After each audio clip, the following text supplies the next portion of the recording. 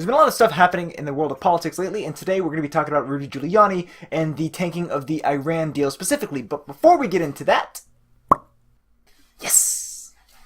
As those of you who follow me on Twitter and Instagram know, I actually just got awarded my master's degree this last weekend. The way that many PhD programs work, including mine, is that if you enter the program without a master's degree, there's an option for you to earn one while you're undertaking the coursework for your PhD. It's called a master's in passing.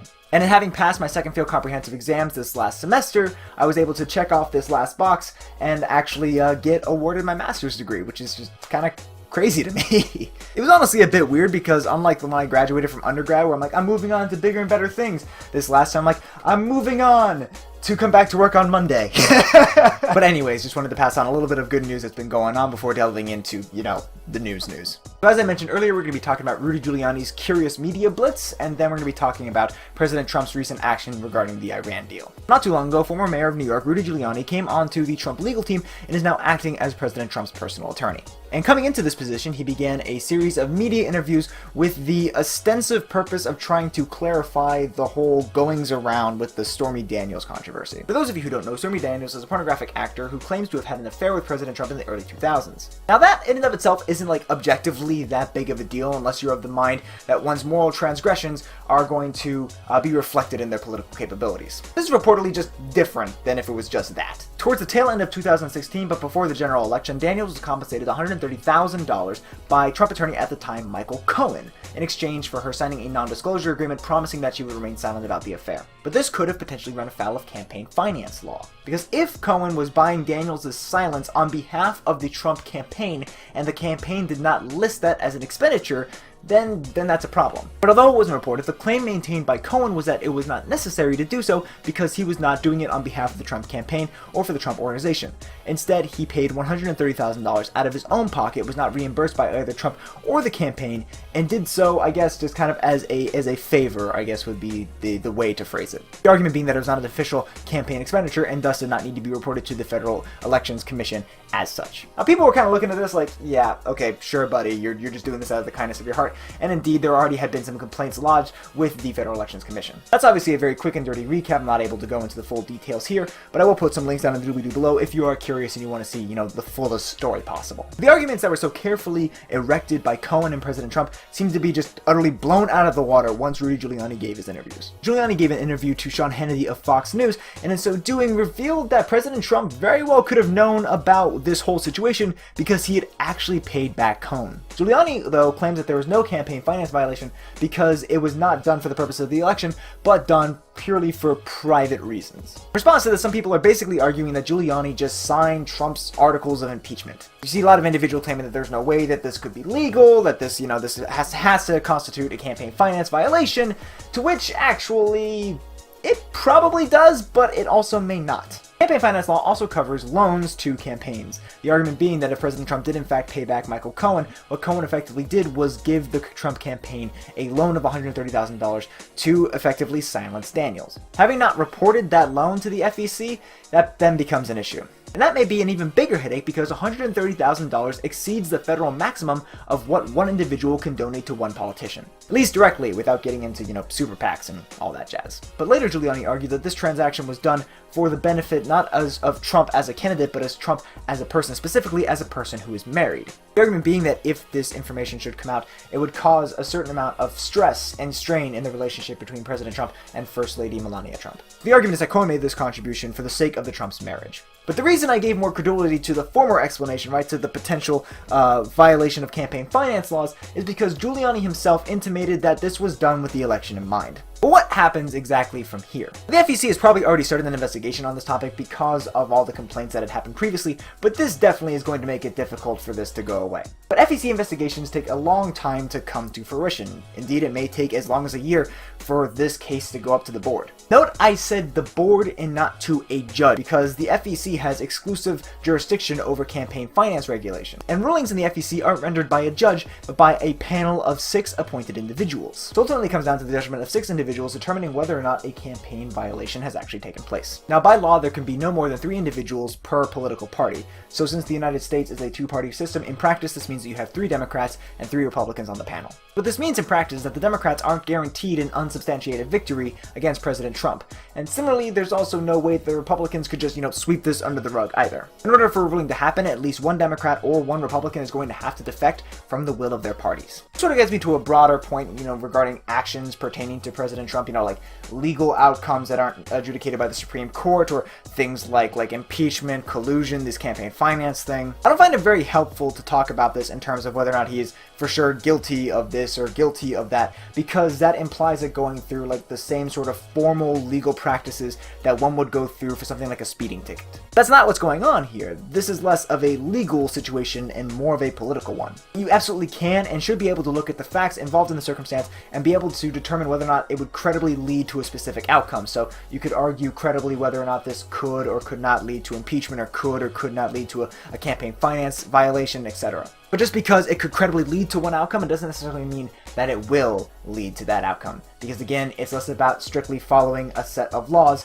and more about the political will within those individual bodies at that given time. Now, I was just going to talk about that one thing, and then came the dismantling of the Iran deal.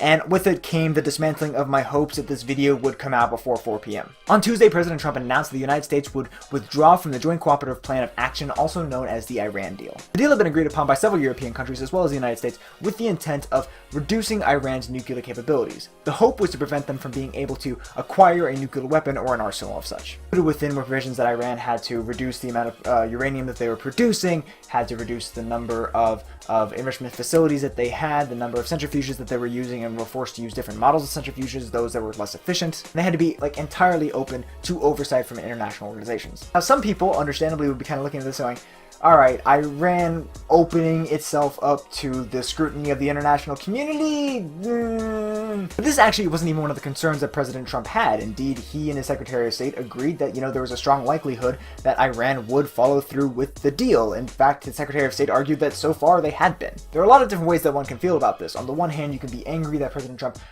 took us out of yet another international accord that had been, organized by the Obama administration. You can also be very happy that President Trump seems to not be kowtowing or bowing down to the pressures of Iran, and is indeed trying to make sure that they do not have nuclear weapons over the long term. And you can feel conflicted because on the one hand, Iran was not acquiring nuclear weapons, and on the other hand, this might enrage them more, and there's just a lot. There's a lot of possible ways that you can feel about this. And I want to know the different ways that you guys kind of perceive this, because I'm more towards the conflicted end than anything. So, drop your thoughts down in the comments below. But there have been some people arguing that what President Trump did in this case was, in point of fact, illegal. Their argument being that the United States had entered this treaty with Iran, and that the president does not have the unilateral authority to be able to dissolve a treaty. And they would absolutely be right if it wasn't for the fact that this was not a treaty. Nor was this an executive action either, although the president did sign a presidential memorandum in order to get out of the deal. The State Department classified the deal as an accord, and is within the president's rights to be able to enter and exit from accords without congressional oversight. So no, this wasn't illegal. You can disagree with it all you want, but the president was well within his executive powers to be able to do this. I will say this, if I'm allowed to kind of interject my own personal feelings about this, I do think that this is an issue not necessarily because of the legality of the situation, because again, it's perfectly legal, but because of the lack of credibility that this kind of announces on behalf of the United States. One of the best things about power in the United States is that it does not maintain itself in the same hands, right? We have democratic elections, presidents can only serve for 2 terms, etc., etc. That works out well on a number of different fronts. But one where it could be potentially problematic is when you're entering international agreements. There are concerns that European allies are starting to see the United States as a less credible partner in international accords because of how rapidly we are changing course under this administration. It's not necessarily that we're changing direction on priorities. I mean, that's something that's happened when you transition between administrations for as long as there have been changes in administrations. But there have been a number of abrupt about faces under the Trump administration without there even being public opinion acting as the catalyst. Majority of Americans and Republicans felt that we should have stayed in the Paris Agreement. Majority of Americans and Republicans felt that the steel and aluminum tariffs were probably a bad idea, and a majority of Americans felt that we should maintain the Iran nuclear agreement with only a a minority of Republicans feeling that we should abandon it, with the majority being split between we should keep it and those saying they don't know. Those are all very abrupt and drastic changes in the eyes of the international community without really having much of a forewarning. We've already mentioned how President Trump is not exactly consistent with the concessions that he's willing to give or accept when it comes to deals, which proves to be a giant headache on behalf of congressional Republicans who are trying to, advance their joint agenda. But I'm worried this isn't necessarily sending a signal about President Trump himself, but about the presidency and the United States in general. Because the international system tolerates a multitude of political orientations, right? There's no intrinsic bias against liberalism or against conservatism. You can see examples of liberal and conservative regimes all across the world. But what it is biased towards is stability, which is why it can be a bit disconcerting when the world's superpower is so capricious with its policy positions. It's especially unnerving to realize that there's no institutional mechanism safeguarding stability.